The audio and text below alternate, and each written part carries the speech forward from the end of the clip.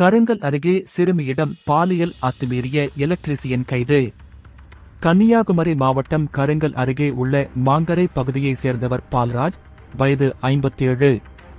இவர் எலக்ட்ரீசியனாக வேலை பார்த்து வந்தார். இவரது மனைவி வீட்டில் வைத்து டியூசன் நடத்தி வருகிறார்.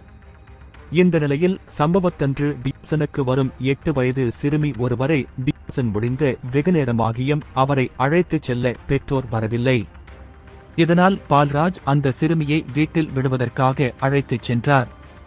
அப்போது அவர் சிறுமியை இருட்டான பகுதிக்கு அழைத்து சென்று அவரிடம் பாலியல் அத்துமீறியுள்ளார். இதனால் அதிர்ச்சி அடைந்த சிறுமி சத்தம் போட்டுள்ளார். உடனே அவர் சிறுமியை வீட்டின் அருகே விட்டுவிட்டு தப்பி ஓடியுள்ளார். பின்னர் சிறுமி தாயிடம் நடந்த சம்பவத்தை கூறி கதறி அழுதார்.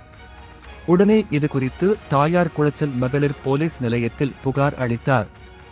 அதன் பேரில் போலீசார் போக்சோ உள்பட 4 பிரிவுகளின் கீழ் வழக்கு பதிவு செய்து பால்ராஜை கைது செய்தனர். பின்னர் அவர் கோர்ட்டில் ஆஜர்படுத்தப்பட்டு சிறையில் அடைக்கப்பட்டார்.